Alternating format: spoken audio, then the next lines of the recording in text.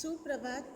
आइए आज हम कक्षा 8 की हिंदी की पुस्तक वसंत भाग 3 का पाठ 6 भगवान के डाकिए इस कविता को पढ़ने का अभ्यास करेंगे। इस कविता के लेखक है रामधारी सिंह दिनकर। इस कविता को पढ़ने और इसका हिंदी अनुवाद जानने से पहले आइए इस पाठ के बारे में कविता के बारे में कुछ जानते हैं।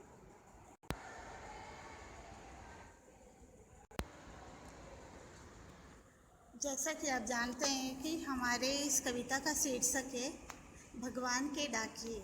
इस कविता के लेखक है रामधारी सिंह दिनकर। इनका जन्म 13 सितंबर 1908 को हुआ और इनकी मृत्यु 24 अप्रैल 1974 में हुई।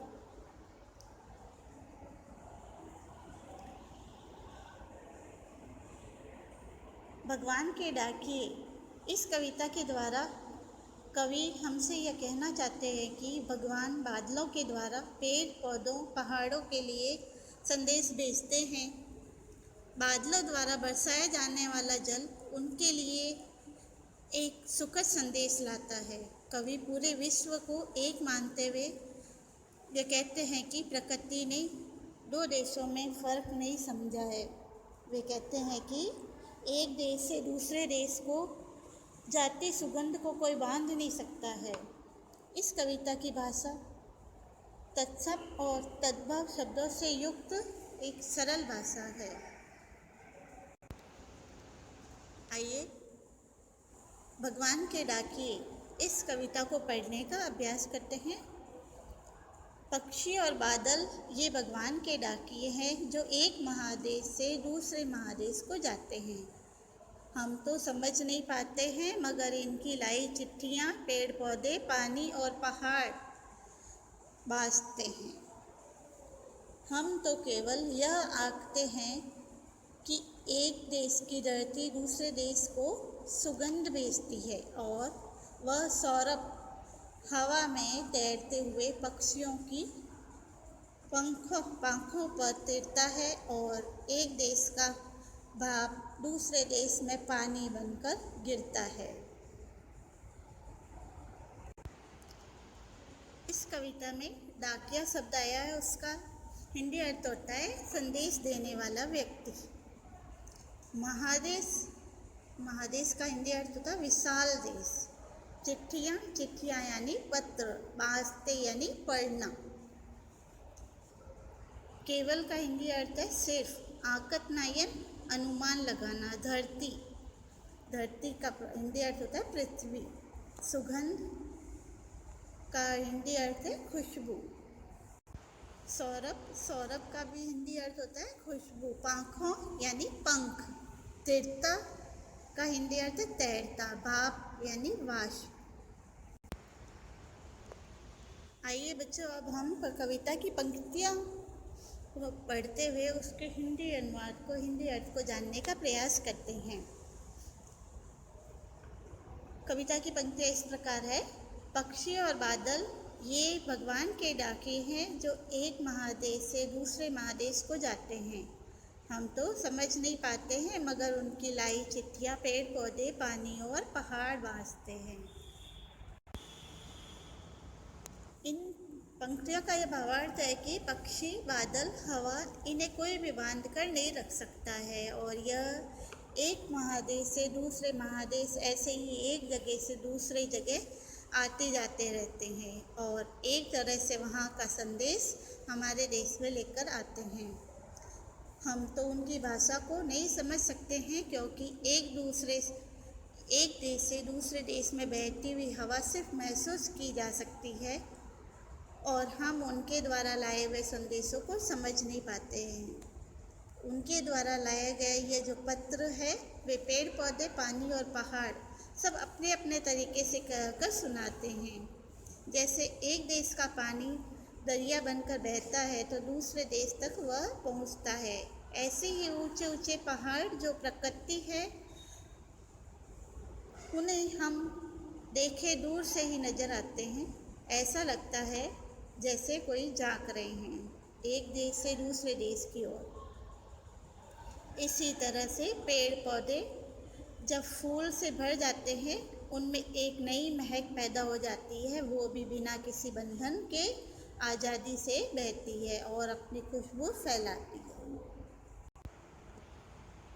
कविता की इन पंक्तियों का प्रसंग आप इस प्रकार से लिखेंगे कि ये जो पद्यांश है ये हमारी हिंदी की पाठ्य पुस्तक वसंत 3 में से संकलित किया गया है, जिसके लेखक है रामधारी सिंह दिनकर। इनकी कविता भगवान के डाकिए। इस कविता में कवि पक्षियों और बादलों को भगवान का डाकिया मानते हैं। व्याख्या कवि कहते हैं कि आकाश में उड़ते हुए पक्षी और बादल भगवान का संदेश लेकर आए हुए उनके डाकिए हैं, जो एक देश से दूसरे देश को उड़ते रहते हैं। इन डाकियों का संदेश हम समझ नहीं पाते, किंतु उसके लिए है जो वे समझ जाते हैं, यानी पेड़ पौधे। भगवान बादलों के द्वारा जो संदेश भेजते हैं उन्हें पेड़ पौधे, पहाड़ और जल अच्छी तरह से पढ़ पाते हैं, क्योंकि ये उनके लिए ही होते हैं। कविता की अगली पंक्तियाँ इस प्रकार है। हम तो केवल यह आकत है कि एक देश की धरती दूसरे देश को सुगंध भेजती है और वह सौरभ हवा में तैरते हुए पक्षियों की पंखों पर तैरता है और एक देश का भाप दूसरे देश में पानी बनकर गिरता है। इन पंक्तियों का भावार्थ इस प्रकार है। कवि कहते हैं, हम तो सिर्फ एक अंदाज़ा ही लगा सकते हैं कि एक देश की धरती दूसरे देश को खुशबू भेजती है। हम तो सिर्फ इतना ही अंदाज़ा लगा सकते हैं, जब हवा बहती है, पक्षी एक देश से दूसरे देश जाते हैं और बादल बरसते हैं इस धरती पर, हम तो सिर्फ यह अंदाज़ा ही लगा सकते हैं कि एक देश की धरती दूसरे देश को अपनी सुगंध अर्थात खुशबू भेज रही है और यही हवा के द्वारा खुशबू चारों ओर फैल जाती है। कुछ पक्षी अपने साथ लेकर चले आते हैं, कुछ हवा के साथ इधर उधर बह निकल जाती है। कवि ने कितनी सुंदर कल्पना की है और यह सच्चाई भी है जो हमारी प्रकृति में विद्यमान है, जो कि ईश्वर की हमें बहुत बड़ी देन है कि बादल, हवा, पेड़, पक्षी सब एक जगह से दूसरी जगह अपने संदेश को लेकर जाते हैं और वही इस संदेश को समझ पाते हैं। हम इस चीज़ का अंदाज़ा नहीं लगा सकते, हम तो केवल उसे महसूस कर सकते हैं। यह तो हम सभी जानते हैं कि विज्ञान के विषय में भी हम पढ़ते हैं कि जब हमारा तापमान अधिक हो जाता है तो पानी वाष्प बनकर अर्थात भाप बनकर ऊपर की ओर उठता है, आसमान में जाता है। वहाँ का तापमान कम होने के कारण बादलों में समा जाता है, वाष्प कण बन जाते हैं और जब बादल एक जगह से दूसरी जगह जाते हैं तो वर्षा बनकर बह निकलते हैं और एक सुंदर वातावरण में अपनी खुशबू छोड़ते हैं। यह एक देश का पानी वाष्प के रूप में दूसरे देश में वर्षा बनकर जो बिखरता है, बरसता है, यह बहुत ही अनोखा दृश्य है। इसे ही कवि ने कहा है, एक जगह की जो खुशबू है, जो पानी है, दूसरे देश में जाकर बरसता है और हमारा संदेश वहाँ पर पहुँचाता है।